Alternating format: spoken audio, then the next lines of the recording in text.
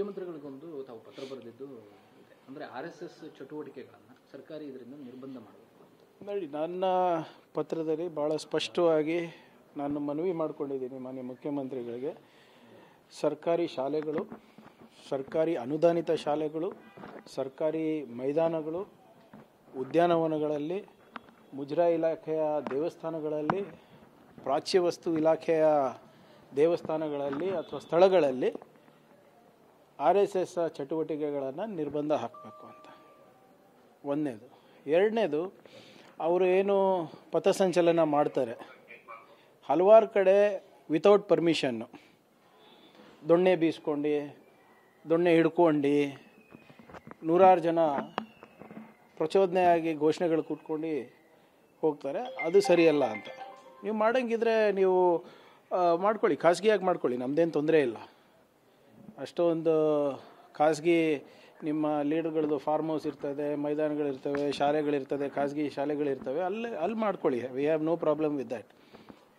ಆದರೆ ಸರ್ಕಾರಿ ಜಾಗದಲ್ಲಿ, ಪಬ್ಲಿಕ್ ಪ್ಲೇಸ್ನಲ್ಲಿ ಇದನ್ನು ನಿರ್ಬಂಧ ಮಾಡಬೇಕು, ನಿಷೇಧ ಮಾಡಬೇಕು ಅಂದ್ಬಿಟ್ಟು ನಾನು ಮಾನ್ಯ ಮುಖ್ಯಮಂತ್ರಿಗಳಲ್ಲಿ ಮನವಿ ಮಾಡ್ಕೊಂಡಿದ್ದೀನಿ.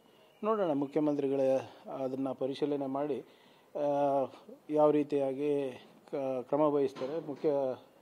ನಮ್ಮ ಚೀಫ್ ಸೆಕ್ರೆಟರಿ ಅವರಿಗೆ ಆದೇಶವನ್ನು ಆಗಲೇ ಕೊಟ್ಟಿದ್ದಾರೆ ಪರಿಶೀಲನೆಗೆ. ನೋಡೋಣ ಸಿಎಂ ಅವರು ಏನಂತ ಹೇಳಿದ್ದಾರೆ ಸರ್, ನೀವು ಪತ್ರ ಕೊಟ್ಟು ನೋಡಿ. ನೋಡೋಣ ಅಂತ ಹೇಳಿದ್ದಾರೆ. ಈಗ ಇದು ನಾವು ಇವಾಗಿಂದ ಅಲ್ಲ, ಇದು ಮುಂಚೆಯಿಂದನೂ ಹೇಳ್ತಾ ಇದ್ದೀವಲ್ಲ.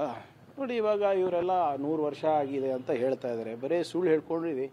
ಇವರು ಸಂಘಟನೆಗಳನ್ನು ಕಟ್ಕೊಂಡು ಜನರಿಗೆ ಮೋಸ ಮಾಡ್ತಾ ಇದ್ದಾರೆ. ಇವತ್ತು ಇವರೇನು ಇವ್ರದ್ದಾದಂಥ ಯಾವುದೇ ಇತಿಹಾಸ ಇವರಿಗಿಲ್ಲ. ಸುಮ್ಮನೆ ಹೊಸ ಇತಿಹಾಸನ ಸೃಷ್ಟಿ ಮಾಡೋದು, ಸುಳ್ಳು ಹೇಳೋದು, ಮತ್ತು ಸಮಾಜದಲ್ಲಿ ಕೋಮದ ವಿಷಬೀಜವನ್ನು ಬಿತ್ತೋದು, ಧರ್ಮರಕ್ಷಣೆ ಹೆಸರಲ್ಲಿ, ಗೋರಕ್ಷಣೆ ಹೆಸರಲ್ಲಿ ಯಾವ ರೀತಿ ವಾತಾವರಣ ಇದೆ ನೀವೇ ನೋಡಿ. ನಮ್ಮ ಸಮಾಜಗಳಲ್ಲಿ ನಮ್ಮ ದೇಶ 2014 ಇವಾಗೇನು 11 ವರ್ಷ ಆಗಿದೆ, ಹಿಂದೆ ಹೋಗಿದೆ ಮುಂದೆ ಹೋಗಿದೆ ನೀವೇ ಹೇಳಿ. ನಾನು ಹೇಳೋದು ಬಿಟ್ಬಿಡಿ, ಮೋಹನ್ ಭಾಗವತ್ ಅವರೇ ಅವರ ಒಂದು ವಿಜಯದಶಮಿ ಸ್ಪೀಚ್ನಲ್ಲಿ ಹೇಳಿದ್ರು ಆರ್ಥಿಕ ಅಸಮಾನತೆ ಜಾಸ್ತಿ ಆಗಿದೆ ಅಂತ. ಅಂದರೆ ಯಾರಿಂದ ಆಗಿರೋದು ಇದೆಲ್ಲ? ಹೇಗಾಯಿತು ಇದೆಲ್ಲ?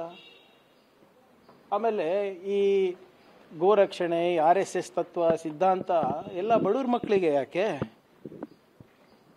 ಹಲವಾರು ವರ್ಷದಾದ್ಮೇಲೆ ಇವಾಗ ಎಲ್ಲ ಕೆಲವು BJP ನಾಯಕರು ಗಣವೇಶದಲ್ಲಿ ನಾನು ನೋಡ್ತಾ ಇದ್ದೀನಿ.